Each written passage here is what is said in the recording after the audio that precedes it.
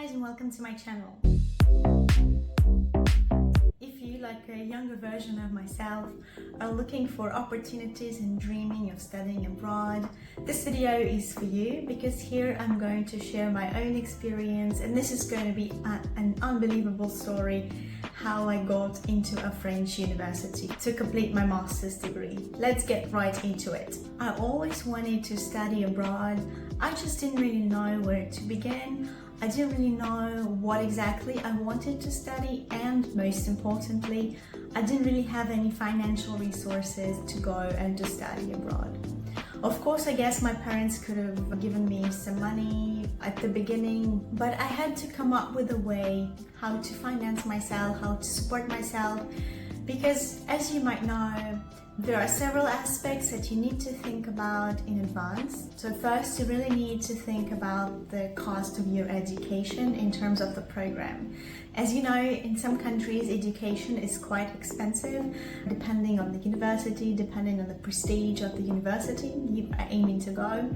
And just in general, in the English-speaking countries, education is much less affordable rather than in some European countries. The second aspect is the cost of living. So basically, you will have to pay for accommodation, for anything that will support you so that you can continue with your studies. And that involves a lot of aspects. And in many countries, for example in Switzerland, that would cost you so much more than the program at the university itself. So you need to think about all of that in advance. Going back to my own story, although I desperately wanted to go and study, for example, in America or in Australia, I knew that it would be quite challenging for me. But just behind the scenes, if I were to give myself a piece of advice back in the day, I would say go for it anyways. You will always find a way how to get by. Back in the day, I was not willing to take lots of risks. So I just dreamt of Australia, but I wanted to find some more affordable options at the time. I was in a school where we studied German as our first foreign language, and we had some opportunities to go and study in Germany. Most of them were not really financed, and I didn't really know what to study. So I got into a couple of universities, but then I decided not to go. And instead, with the hindsight, is a very peculiar choice, I might say. But I said to myself, okay, what do I really like? I really like studying foreign languages. I'm pretty good at it. And I said to myself, okay, so I'm gonna go and get a degree in linguistics and in teaching of foreign languages, because I kind of like it, and then I will be able to switch, I will be able to understand more what I like to do. I went to an open day at one of the best universities in Moscow, and there was this girl, she was telling so passionately this story where she got to go to Mexico for one semester or even for a year, and she told that story so passionately that I thought, oh my god, I really want to study here. And I don't know why, but it didn't occur to me that basically you can go and study abroad for one semester, for 1 year. It doesn't have to be a foreign languages faculty. But anyways, I was kind of convinced, and I just applied to this program, which I don't regret a lot. It was an interesting point in my life because I still met kind of cool people, and it was kind of a fun period in my life, to be honest. A spoiler alert, I did go abroad. I went to Australia, which was amazing. It was one of the best experiences in my life. I really fell in love. And then I got back. Things got a little bit more serious because I thought, okay, I'm almost through with my bachelor's degree. So really now it's the time for me to make this choice and to go and study abroad as I originally planned. This was the time to go and to choose a master's program. It is always easier to find some financial support while going and studying for a master's degree. There are so many more scholarships available. I think that the idea behind is that you already know what you want to do, you already got some experience, some references, or just much more opportunities, because the governments or the scholarship providers, they actually know who they are investing into, so it's just more interesting for them to finance. And this is where the story became very, very surreal for me, because my mom heard about an opportunity from her friend to go and study in France, which had never been my choice in the beginning, because I never studied French. I was never particularly interested in going to France. there was nothing that attracted me. For example, on several occasions I could choose to study French. It was at university, but even in school I never chose this language. I never thought it was for me, so I kind of discarded this from the very beginning. But why it was so interesting at that point of time is simply because I was in a relationship with a French guy, and I didn't know back in the day if it was going to last or not. But I thought, I'm already in a relationship with a native speaker, so it might be easier for me to study a language. I decided to explore this opportunity to see where it might bring me, what the conditions were, and so on. And basically, this was a program instituted by the French government and the Russian government back in the day. So unfortunately now this program has closed. I really hope it would reopen its doors maybe in the future, but for now all the communication kind of stopped. And so the idea behind was that you follow courses in one of the 5 core subjects for 2 years in Moscow, and then there are about 10 scholarships which actually are part of French government scholarship, BGF in French.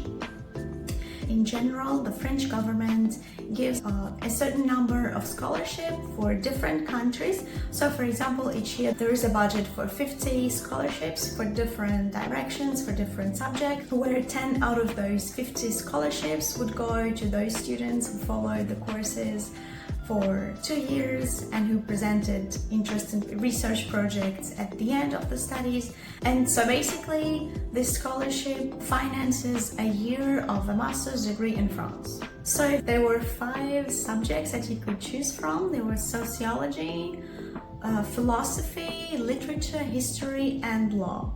And although I think it's pretty interesting to study any of those, a lot of people chose what was closer to their original area of studies. The opportunity is to go and to study on the 2nd year of the master's program in France.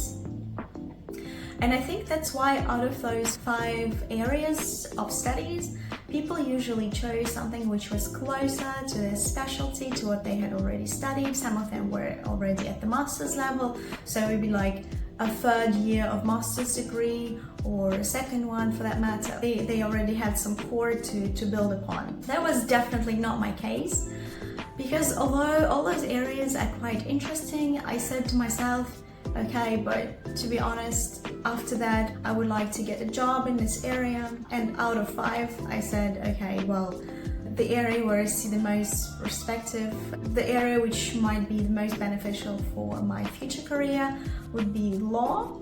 So I chose law, and honestly, no regrets whatsoever. I really liked my professors. The only problem was that I had no legal background. So okay, I chose the French law, but I didn't know anything about the Russian law. I didn't study anything about that. It was a completely new area for me. And well, if I said that there were 10 scholarships in total, so each 2 would, in general, would go to each area. So for law, there would be only 2 scholarships, which was pretty challenging for me because I had no prior experience in this area. And also there were a lot of people willing to get the scholarship, and a lot of them with a legal background. Some of them were even working for law firms. They were super confident of their ability to get the scholarship. So it was a little bit intimidating, I must say. And the second challenge that I had was that I actually didn't speak a word of French. So I said before that my boyfriend was French, but that doesn't mean that I spoke any French whatsoever, because we always spoke English. And although at the beginning of our relationship I said to myself, okay, I can start learning French, my progress was near 0, or even below 0, I would say. So the opportunity was interesting, but at the same time the scholarship was in French and the program was in French. That was one of the conditions of getting that scholarship.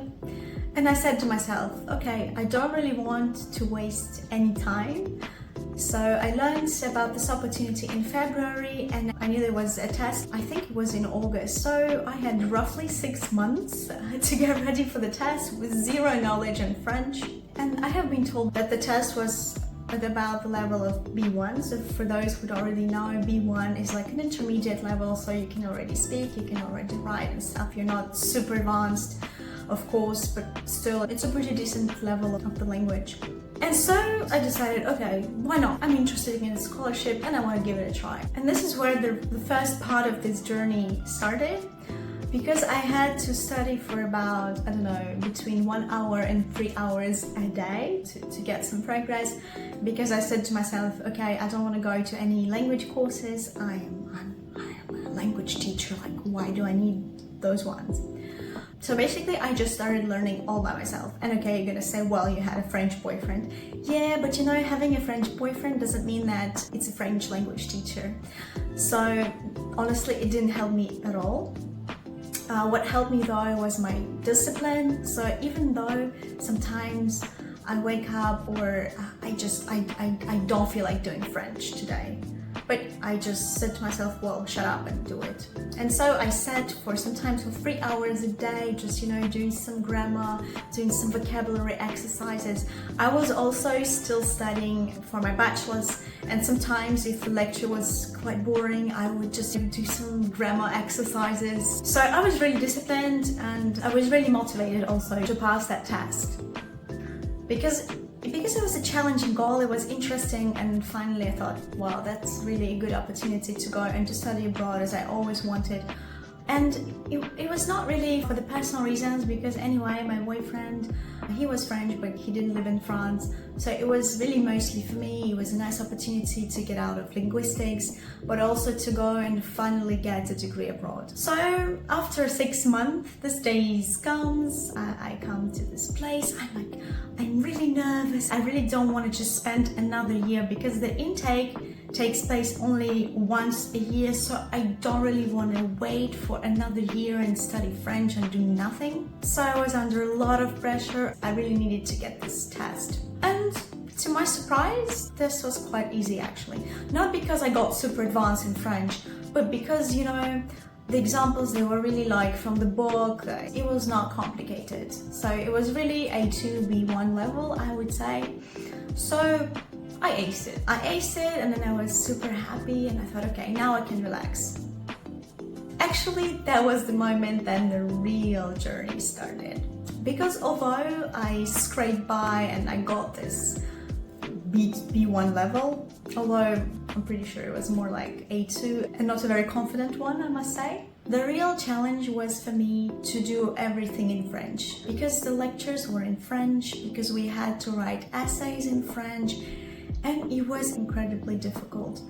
You cannot imagine how many times I said to myself, oh my god, if it was in English, I would be like a superstar here. But of course it was in French, and there were a lot of people who were much more advanced than me, much more confident while speaking. They understood everything, they knew the vocabulary I think still today I'm not aware of, although I spent a lot of time in the French-speaking world. So what it actually looked like. There were a lot of people who were already lawyers, who had solid background in law, plus they spoke French pretty nicely, pretty confidently. So they had everything what it took to get the scholarship, and on top of that they were super motivated and they wanted this as well. But I said, why not me anyways? I mean, I was willing to go till the end of this journey, because I said to myself, okay, 2 years, it's quite a long period of time, and people quit a lot. People lose their focus, they don't stay motivated. I'm a quite competitive person, so good competition keeps me motivated. So I said, look, let's give it a try anyways. And so I really must admit that it was quite difficult for me to follow. When we were talking, our professors, they said, yeah, like most of the people who get the scholarship, they're usually lawyers, they have background and so on. So it was pretty complicated at the time.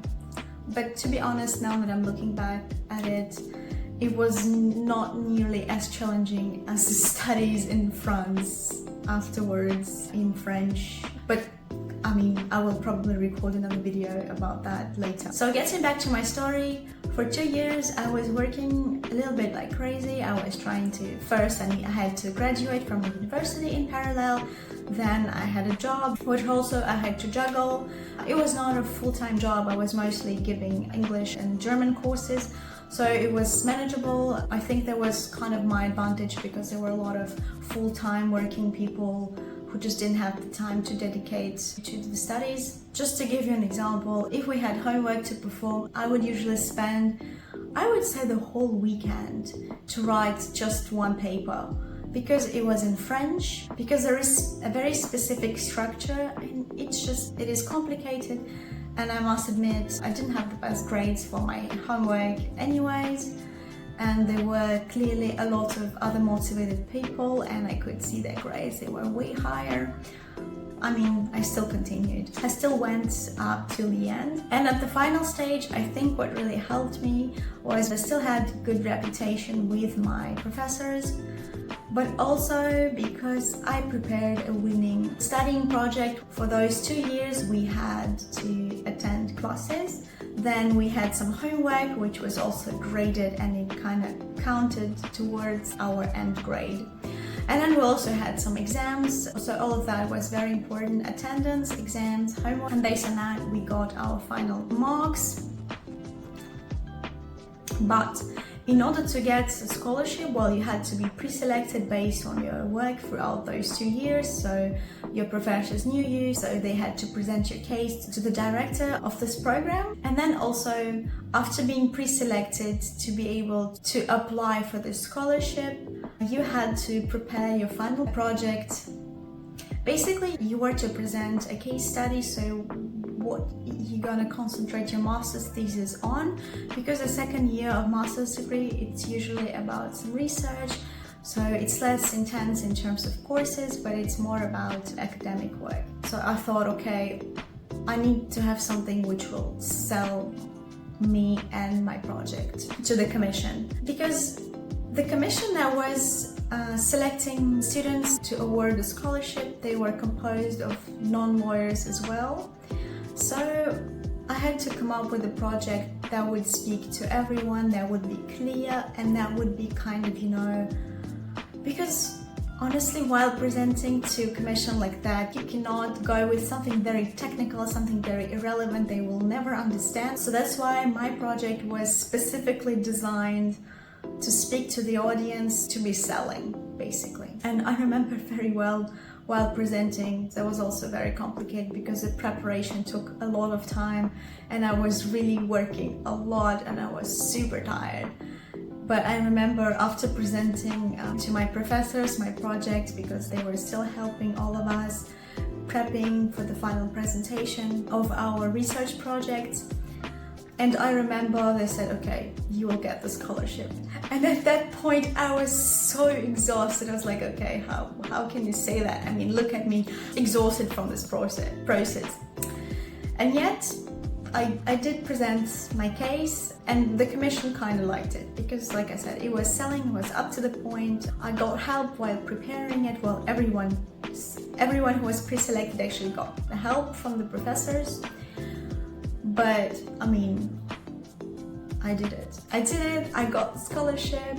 There was still some negotiation to be done because after being selected, you had actually to convince a program supervisor of a second year to enroll you into their program. So it's not automatic. Even though you get a scholarship, now you have to go and you have to negotiate whether they want to accept you or not.